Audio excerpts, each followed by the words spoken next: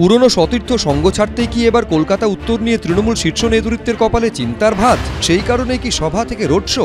এবার কলকাতা উত্তরে বাড়তি গুরুত্ব দিচ্ছেন মমতা বন্দ্যোপাধ্যায়? আর তাই কি ভোটের অন্তিম লগ্নে সুদীপ বন্দ্যোপাধ্যায় ও কুণাল ঘোষের মধ্যে মিটমাটের চেষ্টা করলেন খোদ তৃণমূল নেত্রী? কারণ এই দুজনের সংঘাত ইতিমধ্যেই কলকাতা উত্তরে বারবার তৃণমূলের গোষ্ঠী কোন্দলকে প্রকট করেছে। এখন সব জায়গায় বিজেপির একটা প্রার্থী আর তাকে হারাবে তৃণমূলের প্রার্থী। পদ্মফুল বনাম জোড়াফুল, এই একটা জেলা যেখানে বিজেপির দুটো প্রার্থী, একটা পদ্মফুল সিম্বলে দাঁড়াবে আর একটা জোড়াফুল সিম্বলে দাঁড়াবে। উত্তর কলকাতা, হ্যাঁ, সুদীপ ব্যানার্জি তো বিজেপির লোক।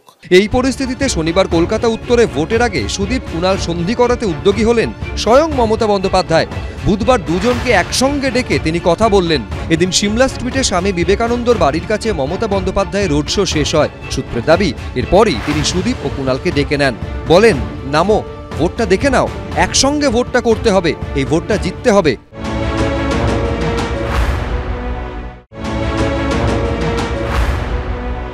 হঠাৎ শুনলাম আমাকে ডাকছেন, আমি গেলাম। সেখানে আমাদের প্রার্থীও ছিলেন।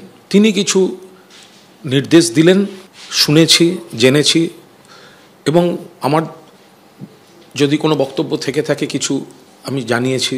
দিদি বললেন যত বেশি পারুন ভোটে জিতে আসুন।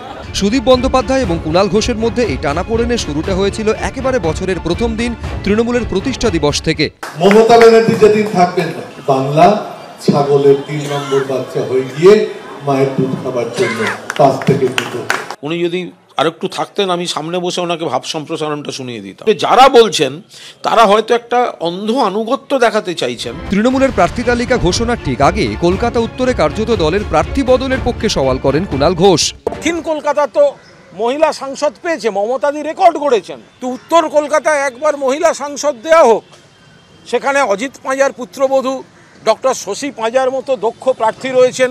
কলকাতা উত্তরের বিজেপি প্রার্থী তৃণমূল ছেড়ে যাওয়া তাপস রায়ের সঙ্গে এক মঞ্চেও দেখা যায় কুণাল ঘোষকে, যেখানে তাপস রায়ের প্রশংসাও করেন তিনি। প্রার্থী হিসেবে ব্যক্তিগতভাবে তাপসদাকে আমি কোথাও জনপ্রতিনিধি হিসেবে 1 ইঞ্চি পেছনে রাখতে পারবো না, কারণ তাপসদা মানুষ হিসেবে, সংগঠক হিসেবে দরজা খুলে, মন খুলে মানুষের জন্য কাজ করে।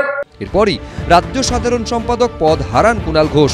কিন্তু এই দ্বন্দ্ব কি এবার উত্তর কলকাতায় তৃণমূলের কাছে চাপের কারণ হয়ে দাঁড়িয়েছে?